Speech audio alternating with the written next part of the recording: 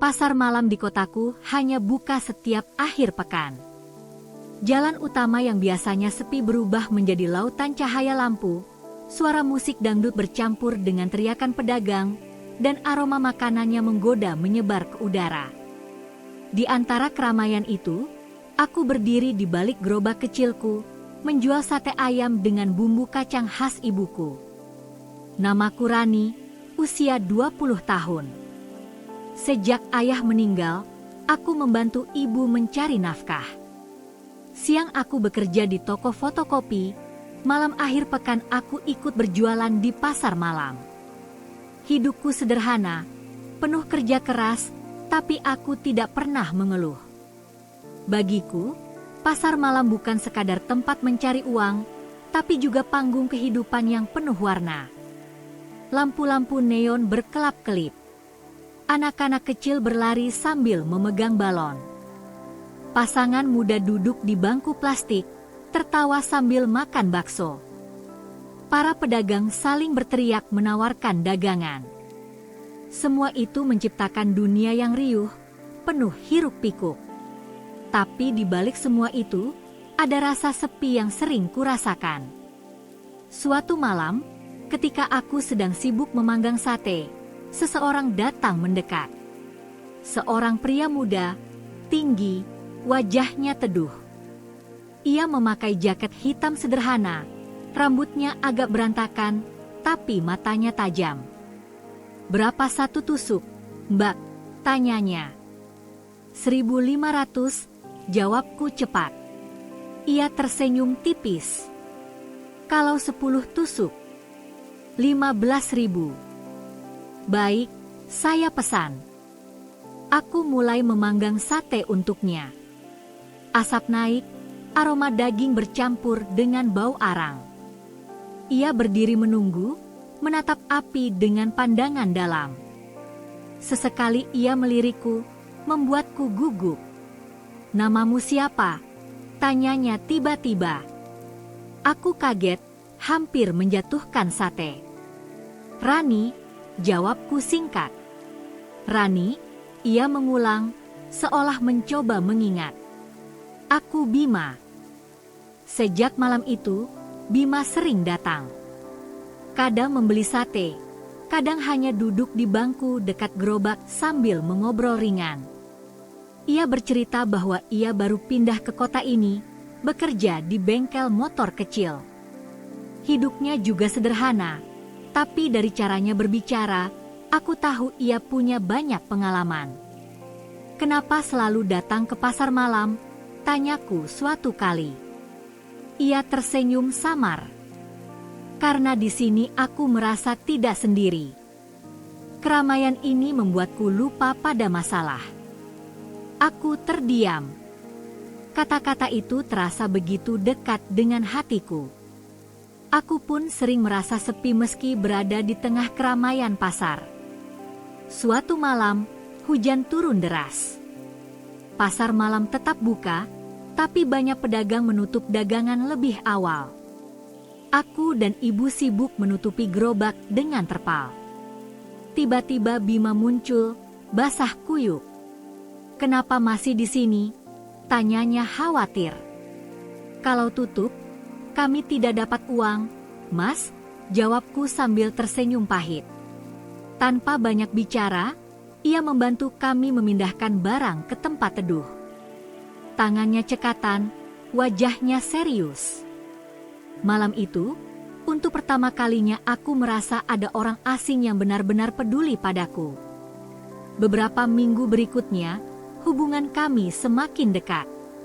Setiap pasar malam buka, aku selalu menunggu kedatangannya. Kadang ia membantu memanggang sate, kadang ia hanya menemani bercerita. Aku tahu orang-orang mulai memperhatikan. Ada yang tersenyum menggoda, ada yang berbisik-bisik. "Ih, si Rani dekat sama pembeli itu ya? Jangan-jangan pacarnya?" Aku pura-pura tidak dengar, tapi dalam hati aku merasa hangat. Malam itu, setelah pasar sepi, aku dan Bima duduk di bangku kayu di ujung jalan. Lampu-lampu sudah mulai dipadamkan, hanya tersisa suara hujan rintik dan beberapa pedagang yang membereskan dagangan. "Rani," katanya pelan, "aku tahu hidupmu tidak mudah. Aku juga tidak kaya. Tapi kalau kamu tidak keberatan, aku ingin lebih dari sekadar pembeli sate." Aku menoleh kaget. "Maksudmu?" Ia menatapku dalam. "Aku ingin mengenalmu lebih jauh. Kalau kamu izinkan." Hatiku berdegup kencang. Aku tidak tahu harus menjawab apa. Tapi di dalam hati, aku tahu malam itu adalah awal dari sesuatu yang akan mengubah hidupku. Sejak malam itu, aku tidak pernah lagi melihat pasar malam dengan cara yang sama.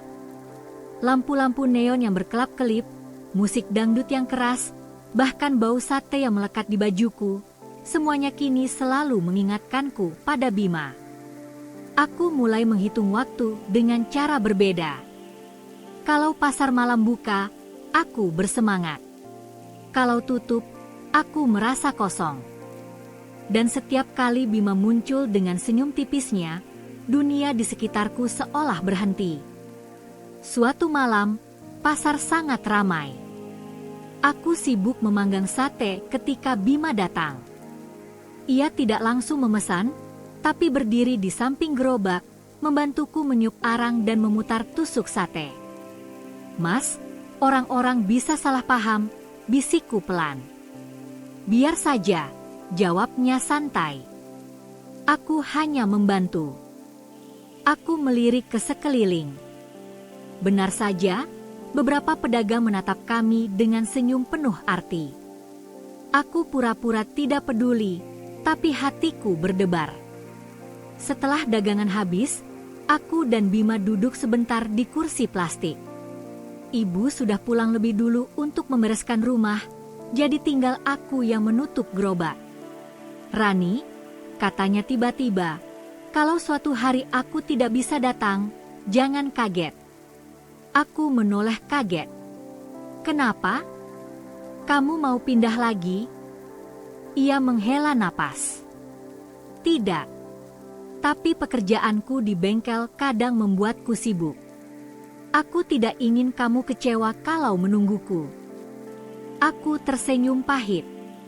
"Kalau aku menunggu, itu pilihanku." "Kamu tidak salah." Ia menatapku lama, lalu berkata pelan, "Kalau begitu, janji ya? Jangan berhenti menunggu." Aku terdiam.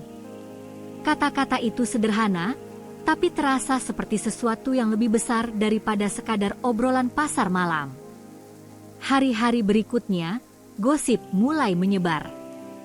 Seorang tetanggaku pernah berkata sambil tersenyum menggoda, "Ran, pembeli setemu itu setia sekali ya. Jangan-jangan jodoh." Aku hanya tertawa kaku, tapi di dalam hati, aku tahu gosip itu tidak sepenuhnya salah. Malam berikutnya, pasar sepi karena hujan deras. Aku hampir putus asa karena sate tidak laku.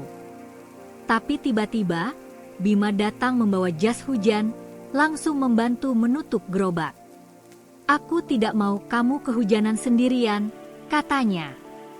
Aku menatapnya lama, lalu berkata pelan, "Kenapa kamu selalu ada saat aku butuh?" Ia tersenyum samar. "Mungkin karena aku tidak ingin lagi kehilangan apa yang penting." Aku tercekat. Aku ingin bertanya lebih jauh, tapi lidahku keluh. Beberapa minggu kemudian, Bima mengajakku jalan setelah pasar tutup. Kami berjalan menyusuri jalan yang mulai sepi, lampu neon dipadamkan satu persatu. "Rani," katanya serius, "aku tahu kita bertemu di tempat sederhana. Tapi aku tidak main-main. Aku ingin suatu hari memperkenalkanmu ke keluargaku." Aku terdiam. Kata-kata itu membuat dadaku sesak sekaligus hangat. Aku tidak pernah membayangkan seseorang akan berkata begitu padaku.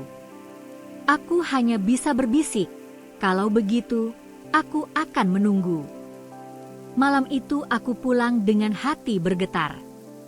Aku tahu hidupku tidak lagi sama. Pasar malam yang dulu hanya tempat mencari nafkah, kini menjadi tempat di mana masa depanku perlahan terbentuk. Pasar malam kembali digelar.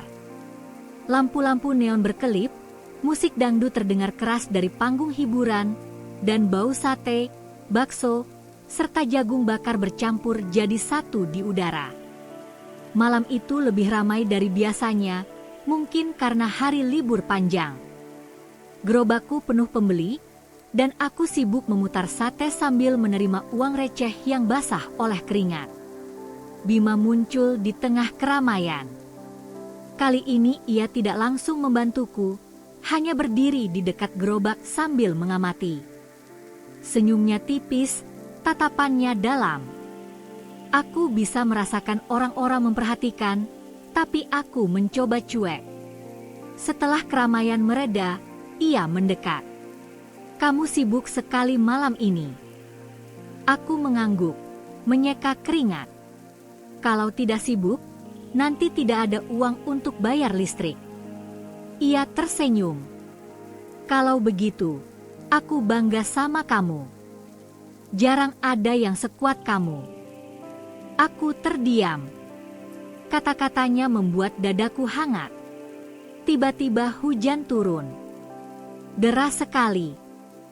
Para pedagang panik menutup barang dagangan. Aku dan ibu sibuk menutupi sate dengan terpal. Tapi Bima langsung mengambil alih, memegang terpal dengan kuat agar tidak terbang tertiup angin. "Mas, nanti basah," teriakku. "Biar saja," jawabnya. "Yang penting barangmu aman." Air hujan menetes di wajahnya, membasahi jaketnya. Aku menatapnya sekilas, dan hatiku bergetar. Ada sesuatu pada cara ia melindungi kami yang membuatku merasa tidak sendirian lagi. Setelah hujan mereda, sebagian besar pedagang memilih pulang. Jalanan becek, lampu neon memantul di genangan air. Aku menutup gerobak dengan ibu, lalu Bima menghampiri. "Biar aku antar kamu pulang," katanya. Aku menolak. "Tidak usah, Mas. Kamu pasti capek." Tapi aku ingin. Akhirnya aku setuju. Kami berjalan beriringan di jalan becek, suara air menetes dari atap toko. Lampu jalan redup, hanya sesekali cahaya neon yang masih menyala. "Rani," katanya pelan, "aku tahu hidupmu keras. Tapi aku ingin kamu percaya, kamu tidak harus selalu sendirian." Aku berhenti berjalan, menatapnya. "Maksudmu?" Ia menatap balik, serius. "Maksudku, kalau kamu mau, aku ingin selalu ada di sampingmu." Hatiku berdetak kencang. Aku menunduk, tidak sanggup menatap matanya. "Jangan bercanda, Mas." "Aku tidak bercanda," jawabnya mantap. Malam itu aku sulit tidur. Aku berbaring di ranjang kecil, mendengar suara hujan masih menetes di luar. Aku memeluk bantal, wajahku panas. Kata-kata Bima terus terngiang. "Aku ingin selalu ada di sampingmu." Aku tahu, hidupku tidak mudah. Aku tahu, mungkin banyak rintangan menunggu. Tapi malam itu, untuk pertama kalinya, aku membiarkan diriku berharap. Pasar malam kembali hadir dengan keramaian yang biasa, tapi bagiku segalanya sudah berubah. Sejak Bima mengucapkan kata-kata itu, "Aku ingin selalu ada di sampingmu," hidupku terasa berbeda. Setiap kali aku mengangkat sate dari bara, aku teringat wajahnya. Setiap kali aku mendengar suara musik dangdut dari panggung, aku merasa seperti mendengar jantungku sendiri yang berdetak kencang. Ibu beberapa kali melirikku dengan tatapan curiga. "Ran, kamu kenapa sekarang sering senyum sendiri?" tanyanya. Aku buru-buru menggeleng. "Tidak apa-apa," Bu. Hanya lelah. Tapi tentu saja bukan lelah yang membuatku tersenyum di malam-malam sepi. Itu karena Bima. Suatu malam, pasar tidak terlalu ramai. Angin bertiup dingin, lampu neon berkelap-kelip. Aku sedang duduk di kursi plastik, menunggu pembeli, ketika Bima muncul dengan membawa sebungkus gorengan. "Aku tahu kamu pasti belum makan," katanya sambil menyerahkan bungkusan itu. Aku menerimanya, tersenyum. "Mas, kamu tidak perlu repot-repot. Kalau aku tidak repot untuk orang yang aku peduli, lalu untuk siapa lagi?" jawabnya sambil tertawa kecil. Aku terdiam, wajahku panas. Kata-katanya sederhana, tapi langsung menusuk ke dalam. Setelah warung tutup, kami duduk di bangku kayu di ujung jalan pasar. Lampu-lampu sudah banyak yang dipadamkan, hanya beberapa pedagang yang masih beres-beres. "Rani," kata Bima pelan, "aku tahu hidup ini tidak mudah. Aku juga bukan orang kaya. Tapi kalau kamu percaya padaku, aku akan berusaha membuatmu bahagia." Aku menoleh, menatap matanya. Ada ketulusan di sana, sesuatu yang sulit kudapatkan dari orang lain. Air mataku tiba-tiba jatuh. "Kenapa kamu begitu baik padaku, Mas?" Ia menghela napas, lalu berkata lirih, "Karena aku tahu rasanya kesepian. Dan aku tidak ingin kamu merasakan itu lagi."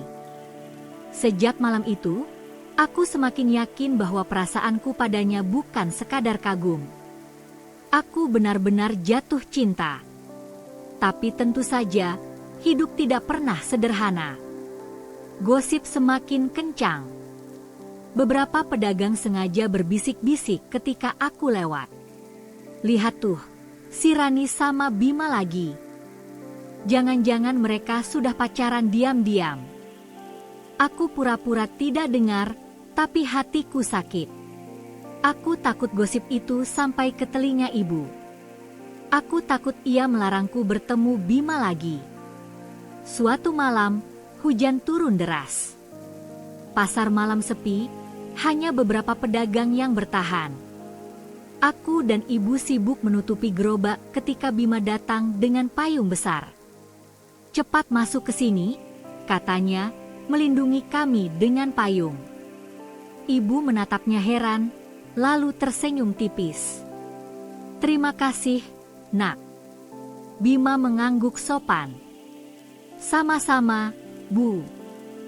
Untuk pertama kalinya, aku melihat Bima berbicara langsung dengan ibuku. Ada rasa aneh di dadaku, antara takut dan bahagia. Malam itu, setelah semua selesai, aku berbaring di ranjang sambil menatap langit-langit. Aku menulis di buku catatanku. Aku tahu gosip akan semakin kencang. Aku tahu banyak yang tidak suka melihat kami dekat. Tapi aku juga tahu, aku tidak bisa lagi berpura-pura. Aku mencintainya. Sejak malam ketika Bima muncul dengan payung besar dan berbicara langsung pada ibuku, hidupku terasa semakin rumit. Di satu sisi, aku bahagia, akhirnya ada seseorang yang benar-benar peduli, yang berani datang bahkan ketika hujan deras mengguyur. Tapi di sisi lain, aku takut. Aku tahu gosip semakin kencang. Aku tahu orang-orang pasar tidak pernah bisa diam. Aku mendengar sendiri beberapa bisikan ketika aku lewat dengan membawa sate. "Itu loh, si Rani. Katanya dekat sekali sama anak bengkel."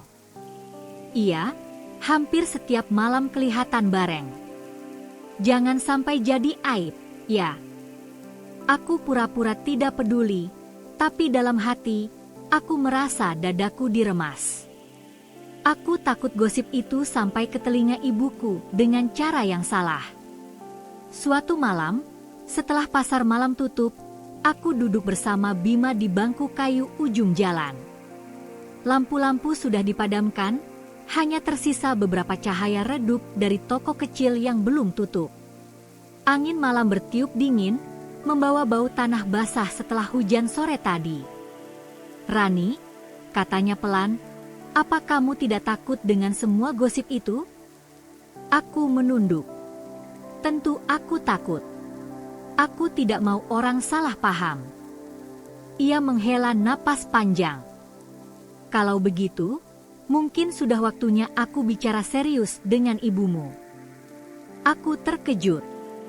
"Mas, jangan terburu-buru." Ia menatapku dengan mata yang serius.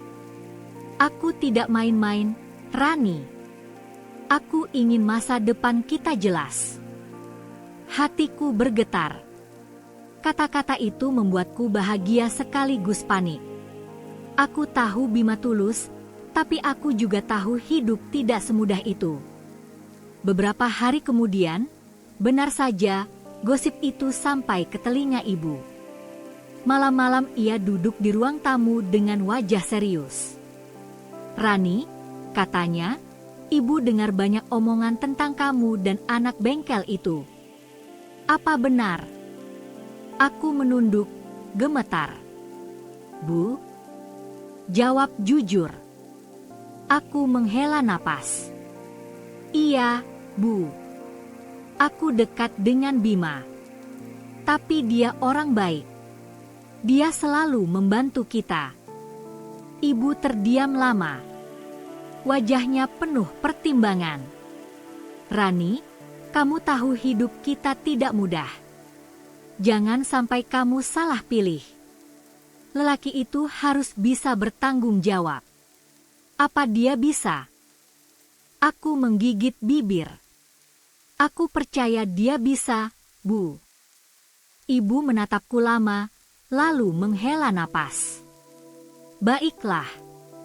Kalau dia memang serius, biar dia datang ke rumah." Ketika aku menyampaikan ini pada Bima, matanya berbinar. "Aku siap," katanya mantap.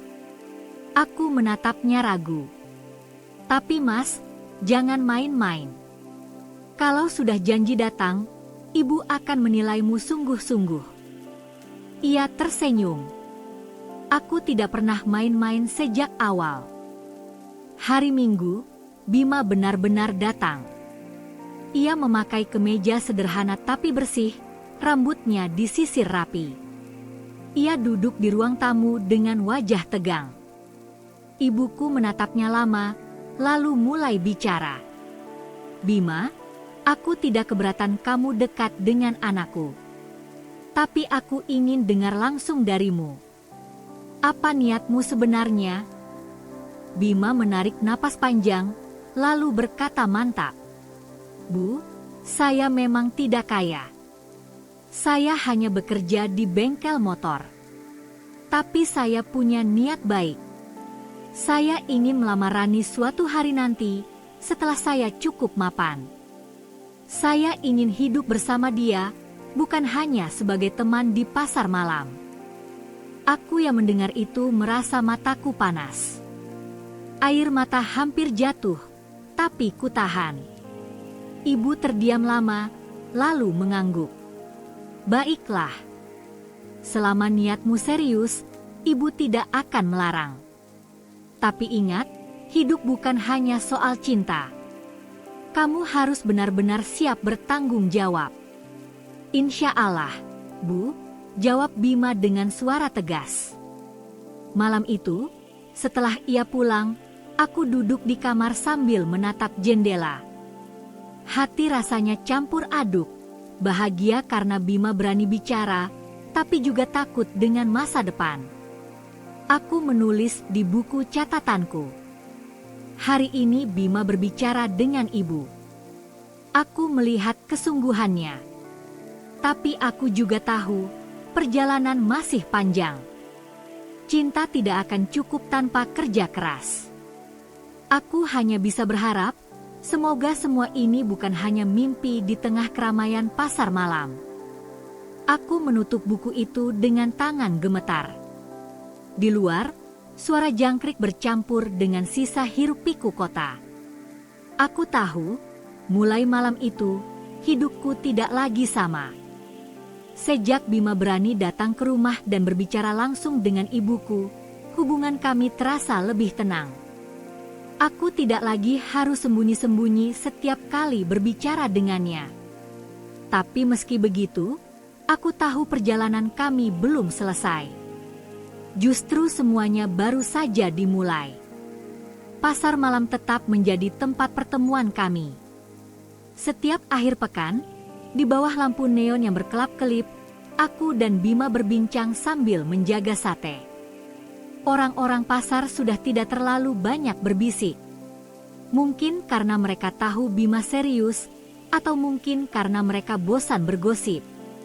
Suatu malam, ketika pasar sangat ramai, Bima mendekat ke gerobakku dengan senyum lelah. "Hari ini bengkel penuh sekali," katanya sambil duduk di kursi plastik. Aku tersenyum. Kalau bengkel ramai, berarti rezeki juga ramai. Ia tertawa kecil. "Iya, tapi aku jadi tidak sempat makan. Ada sate buatku?" Aku mengangguk, memanggang beberapa tusuk khusus untuknya. Saat aku menyerahkan sate yang sudah matang, ia menatapku lama. "Rani, terima kasih." "Untuk apa?" tanyaku bingung. "Untuk tetap menunggu. Untuk tetap percaya padaku." Aku tercekat. Kata-kata itu sederhana, tapi membuat dadaku hangat. Malam itu, setelah pasar mulai sepi, Bima mengajakku jalan sebentar. Kami melewati jalan yang penuh genangan air hujan, lampu neon memantul di permukaannya. Udara malam dingin, tapi kehadirannya membuatku merasa aman. "Rani," katanya tiba-tiba, "aku tahu hidup kita akan penuh tantangan. Aku tidak punya banyak uang, pekerjaanku hanya mekanik bengkel. Tapi aku berjanji akan bekerja keras. Aku tidak ingin kamu selamanya berjualan sate di jalanan ini." Aku menatapnya, mata berkaca-kaca. "Tapi aku tidak keberatan, Mas. Selama kamu ada, aku tidak merasa kekurangan." Ia menggeleng pelan. "Tidak, Ran. Aku ingin lebih. Aku ingin kamu hidup lebih baik. Dan aku akan berusaha sampai itu terwujud." Aku menangis, menunduk agar ia tidak melihat. Tapi Bima meraih tanganku sebentar, lalu melepasnya lagi, seolah takut melampaui batas. Beberapa minggu kemudian, Bima benar-benar membuktikan kata-katanya. Ia mulai bekerja lembur di bengkel, bahkan mengambil pekerjaan tambahan memperbaiki motor di rumah-rumah pelanggan.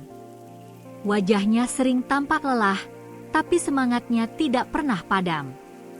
Setiap kali ia datang ke pasar malam, meski hanya sebentar, ia selalu tersenyum. "Aku capek, tapi kalau lihat kamu, capeknya hilang," katanya. Aku hanya bisa tersenyum sambil menahan air mata. Aku tahu, ia sedang berjuang bukan hanya untuk dirinya, tapi juga untukku. Suatu malam, ketika pasar mulai sepi, Bima mendekat dan berkata, "Ran, aku mungkin tidak bisa datang beberapa minggu ke depan. Aku mendapat tawaran kerja di kota sebelah. Gajinya lebih besar. Aku harus ambil kesempatan ini." Hatiku serasa jatuh. "Berarti, kamu pergi?" "Bukan pergi. Hanya sementara. Aku ingin pulang dengan sesuatu yang lebih baik." Aku menunduk, berusaha menahan tangis. "Kalau begitu, aku akan menunggu. Sama seperti dulu." Ia tersenyum, lalu berkata mantap, "Dan aku akan kembali. Sama seperti dulu." Hari Minggu berikutnya, Bima benar-benar berangkat. Aku berdiri di depan rumah, melambai saat ia pergi dengan motornya. Angin malam membawa debu jalanan, tapi juga membawa harapan. Malam itu aku menulis panjang di buku catatanku. Aku tidak tahu kapan ia kembali. Aku tidak tahu apa yang menunggunya di kota lain. Tapi aku tahu satu hal, aku percaya padanya. Sama seperti aku percaya pada diriku sendiri. Dan selama ada lampu-lampu neon pasar malam yang menyala, aku tahu aku akan selalu menunggu. Aku menutup buku itu dengan senyum dan air mata sekaligus. Di luar, suara jangkrik bercampur dengan sisa hiruk-pikuk malam minggu.